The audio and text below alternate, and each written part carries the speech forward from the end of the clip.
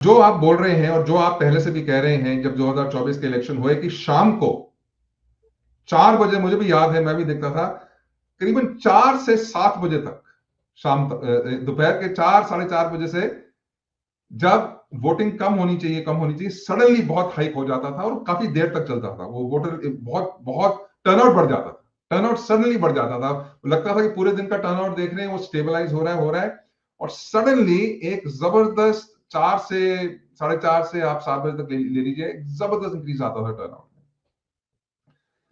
तो ये प्रोसेस क्या है?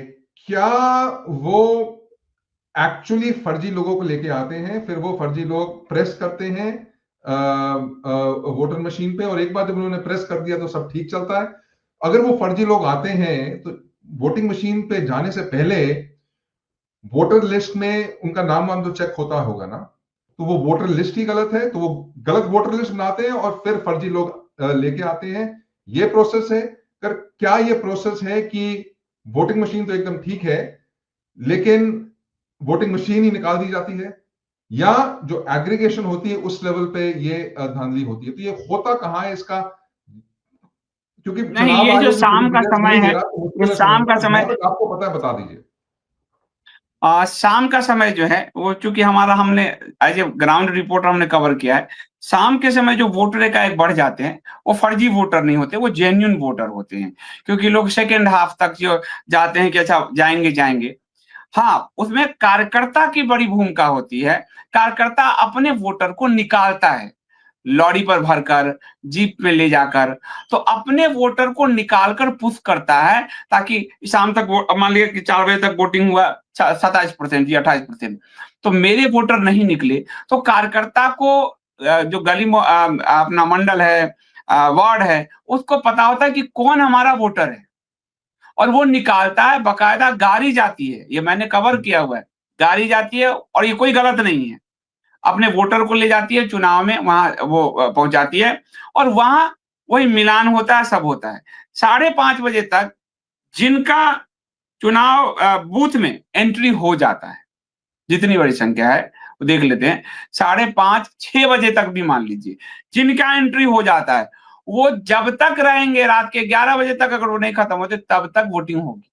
लेकिन शाम 5:30 6 बजे तक ही एंट्री होगी, उसके बाद कोई आगे एंट्री नहीं होगी।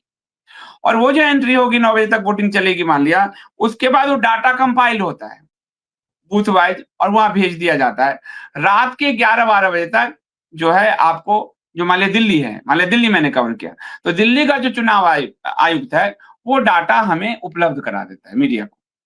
सभी बूथ से आ गया कि इतना वोट पड़ा, इतने पुरुषों ने दिया, इतने महिलाओं ने दिया, इतना टोटल वोट है, और उसके बाद इतना परसेंट वोट पड़ा, सुबह ही 11 बजे तक, ये सब डाटा देते हैं, हम लोग लेते थे। और वो फिर आपको चुनाव आयोग रफ लास्ट में रफली देता है। उसमें संभावना अगले दिन तक, यदि उसमें कुछ हो सकता है, तो 1% का होता है, उससे ज्यादा नहीं होता है। पर 24 के इलेक्शन में 6%, 8% और 10-10 दिन बाद चुनाव के आंकड़े जारी किए जा रहे थे, इसलिए संदिग्ध है वो। असली कहानी वो है। तो वहां पर फर्जी नहीं होता है, जो वोटर जाते हैं। फर्जी वोटर की संभावना ठप्पा मार वाले में था, अभी इसमें नहीं है, क्योंकि उसमें मनी लगातार आप मशीन दबा भी नहीं सकते, उन्हें टाइम लेना पड़ता है, बीप होता है, उसके बाद फिर आपको फिर रिस्टोर करना पड़ता है, फिर प्रोसेस पूरी होती है, फिर होता है। वहां ये है कि जैसे वोट काट दिए गए, इस बार जो मुद्दे उठ रहे हैं कि ये एक पॉकेट है, और जैसे ज्यादातर हिंदू जैसे कटे, मान लिया कि बिहार मान लीजिए, तो बिहार में कहा कि ये यादव बेल्ट है, इनका वोट काट दो, क्योंकि ये तो उसी को देंगे। आप समझ रहे हैं? यहाँ ये अच्छा, वो पुराना डाटा ले लेंगे, इस वार्ड से तो हमें वोट ही नहीं मिलता, 35 घर हैं, इस घर से मुझे 3 ही वोट मिलता है, तो इस वार्ड के लोगों के वोट काट दो।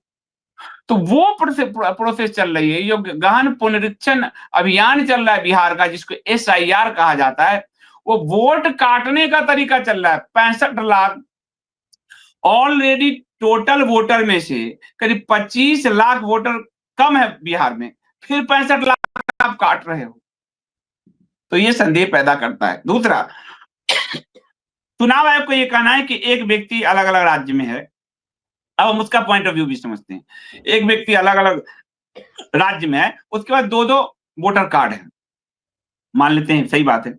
अब आज ही निकला है, गुजरात के व्यक्ति का वोटर कार्ड मिला है बिहार में, तो गुजरात वाले बिहार में मिल गए। तो कह रहा है कि हमारे जो बिहार के उप मुख्यमंत्री हैं भारतीय जनता पार्टी से, उनके भी 2-2 वोटर कार्ड मिल जाते हैं। तो जो 2-2 वोटर कार्ड है, तो उसमें एक बड़ा खेल क्या होता है कि मान लिया लेबर है, वो मुंबई में, दिल्ली में चुनाव मतलब वो कर रहा है, क्या बोलते हैं उसको, रह रहा है, वहां का वोटर कार्ड है, उसने वहां वोट डाले।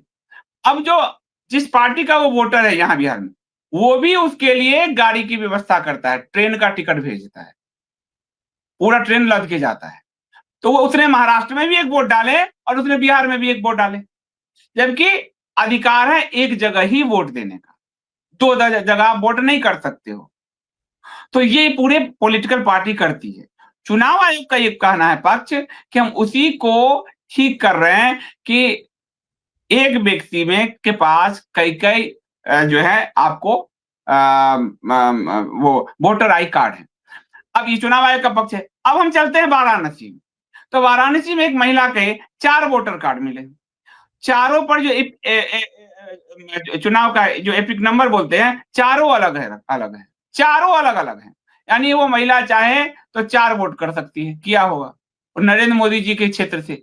तो नरेंद्र मोदी जी पर ये आरोप लग रहा है कि इस तरह से चुनाव जीता गया, क्योंकि वो तो हार रहे थे, आखिरी क्षण में उनका चुनाव बढ़ाया गया। तो इसमें सब कोई संदेह के घेरे में, और इस संदेह को हटाने का काम भारत का चुनाव आयोग कर सकता है, लेकिन चुनाव आयोग तो डाटा मिटाने में, डाटा डिस्ट्रॉय करने में, कानून बनाकर जनता को डाटा नहीं दे, उसमें चुनाव होने के 8 दिन बाद डाटा जारी करने में और 10% वोटर बढ़ाने में चुनाव आयोग इस धंधे में लिप्त हो चुका है। मैं ये धंधा शब्द बोल रहा हूँ। चुनाव आयोग इस धंधे में लिप्त हो चुका है। इसलिए भारत के लोकतंत्र को सत्ता और विपक्ष से खतरा नहीं है, चुनाव आयोग से खतरा है। क्योंकि इसी चुनाव आयोग में कभी टीएन शेषन जैसे व्यक्ति आए थे, उस समय लालू यादव ने इसी तरह टीएन शेषन पे हमला किया था, भयानक हमला किया था। लेकिन टीएन शेषन ने खड़े होकर दिखाया, और चुनाव में जो आज आधुनिक सुधार है वो टीएन शेषन ने करके दिखाया।